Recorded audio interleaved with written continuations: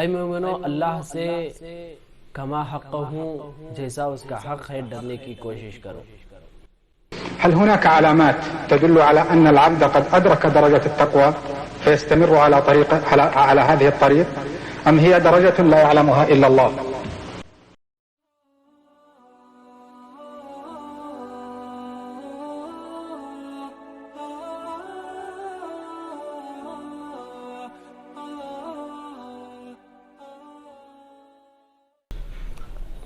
السلام علیکم ورحمۃ اللہ وبرکاتہ۔ الحمدللہ رب العالمین والصلاة والسلام علی رسولہ الکریم، اما بعد فاعوذ باللہ من الشیطان الرجیم، بسم اللہ الرحمن الرحیم۔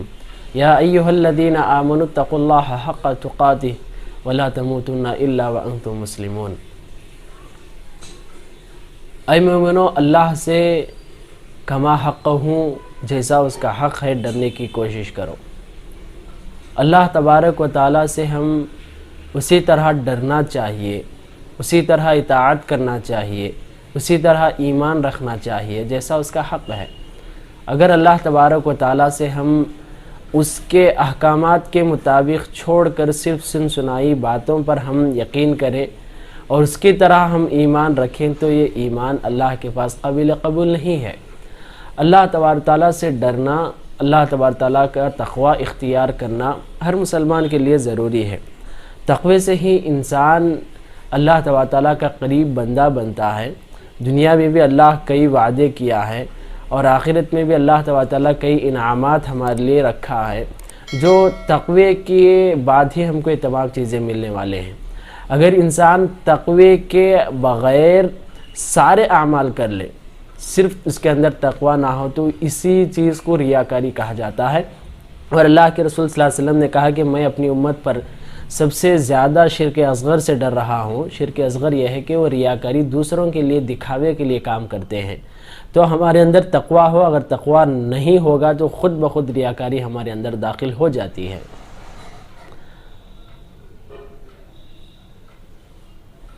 تو محترم سامعین، آج میں آپ کے سامنے باز رحمہ اللہ نے جو تقوی کی علامتیں اور تقوی کو کس طرح پیدا کرنا چاہیے جو نصیحت کی ہے آپ کے ساتھ شیئر کرنا چاہتا ہوں۔ تو چلو شروع کریں، بسم اللہ۔ السؤال بيقول: فضيلة الشيخ، هل هناك علامات تدل على أن العبد قد أدرك درجة التقوى فيستمر على هذه الطريق، أم هي درجة لا يعلمها إلا الله؟ تو شیخ سوال کر رہے ہیں کہ فضیلت الشیخ بن باز رحمہ اللہ، کیا کوئی ایسے علامات ہیں جس کے ذریعے انسان اس بات کا پتہ لگا لے اور پتہ لگ سکتا ہو کہ وہ تقوی کے درجے کو پہنچ چکا ہے، یا یہ ایسا درجہ ہے کہ صرف اللہ تعالیٰ بہتر جانتا ہے؟ اور انہوں نے سوال کے ساتھ یہ بھی لفظ جوڑا کہ اگر ہم کو یہ معلوم ہو جائے تو ہم اسے استقامت رکھیں، اور اس طرح کے تقوی کے متعلق کیا جو کچھ علامت ہیں آپ ہمارے سامنے واضح کر دیں۔ علامات بلا شک، شیخ بتا رہے ہیں کہ ہاں بے شک اس کے علامات ہیں، ضرور اس کے علامات ہیں۔ تعرف من نفسه انه سير على الطريق الذي رسمه رسول الله صلى الله عليه وسلم۔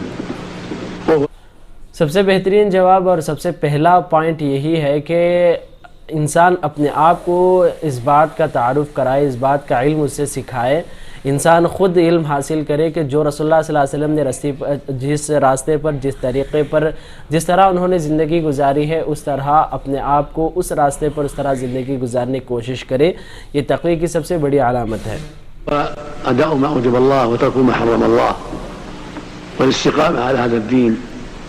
اور جو کچھ اللہ تعالیٰ نے حلال قرار دیا اس کو لازم پکڑے، اور جس کا حکم دیا اسے لازم پکڑے، اور جسے حرام قرار دیا اسے اپنے آپ کی حفاظت کرے اور دین پر استقامت کے ساتھ قائم رہے۔ تعرف من نفسه ذلك وأنه يحب في الله ويبغض في الله۔ اور دوسری علامت شیخ بتا رہے ہیں کہ اپنے آپ کو یہ بات سکھائیں، اپنے آپ میں یہ بات غور کریں کہ جو کچھ آپ جس چیز سے بھی ہو، کسی انسان سے ہو، اپنے زندگی کے جو کچھ بھی ہیں، اگر اس سے محبت آپ اللہ کے لیے کرتے ہیں، اس سے بغض اللہ کے لیے کرتے ہیں، تو یہ تقوی کی علامت ہے۔ وأنه مجتهد في طاعة الله وترك محارمه وفي كسب الحلال۔ اور اپنے آپ کو یہ بات بھی سکھائے کہ انسان اللہ تبارک تعالیٰ کے حلال کردہ چیزوں کو لازم پکڑے، اس کی اطاعت کرے، اور حرام سے بچے اور کمائی خاص طور پر حلال کمائی حاصل کرے. فيعلم أنه من أهل التقوى في هذه الحال ويشكر الله ويسأله الثبات على دينه ومتى عرف أن عنده شيئا من التقصير. اور شیخ اس دوسرے نقطے کے آخر پوائنٹ میں یہی بتا رہے ہیں کہ ہم اللہ تبارک تعالیٰ کے شکر گزار بننا چاہیے. اس طرح ہمارا اگر طریقہ ہو تو ہم اللہ تبارک تعالیٰ کا شکریہ ادا کرنا چاہیے اور اسی چیز پر ثابت قدم بھی رہنا چاہیے. كأكل بعض الحرام كتناوله بعد الربا كغش في المعاملة كذب في المعاملة يمين كاذبة.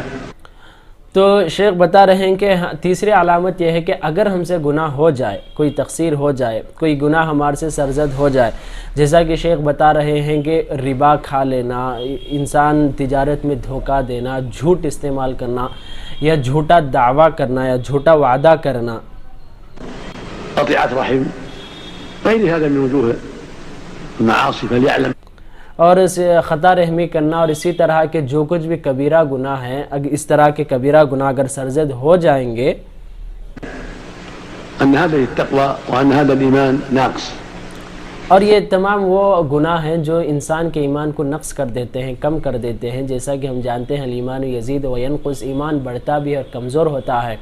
جیسا جیسا ہم اللہ کی اطاعت کریں گے, رسول کی اطاعت کریں گے, ان کی تعلیمات حاصل کریں گے, ہمارا ایمان بڑھتا ہے. اور جیسا ہم اس کے محارم اور جو کچھ اللہ تعالیٰ حرام قرار دیا اس کو اگر ہم کریں گے تو ہمارا ایمان نقص ہوتا جاتا ہے, کم ہوتا جاتا ہے. وأنه يحتاج إلى ترقيع فليحرص على الترقيع. تو بتا رہے ہیں کہ جب اگر ہمارے سے گناہ سرزد ہو جائیں تو ترقی کی ضرورت ہے, ترجیع کی ضرورت ہے, یعنی بالتوبة والاستغفار وترك ما يخالف أمر الله. تو بتا رہے ہیں کہ توبہ استغفار ترقی کہا جاتا ہے. تو توبہ استغفار لازم پکڑیں, استغفار کرتے رہیں, ہر چھوٹے گناہ معاف ہوں گے, توبہ کریں اور کبھی بھی وہ اس گناہ کی طرف مڑ کر بھی نہ دیکھیں. وبهذا يعلم المؤمن, يعلم العاقل أنه بهذه الدار لا يزال أبدا في مد وجه. تو بتا رہے ہیں کہ ایک مسلمان جو کہ عقل مند مسلمان ہے کبھی اپنی زندگی سے بہت سبق حاصل کر سکتا ہے. کیسے؟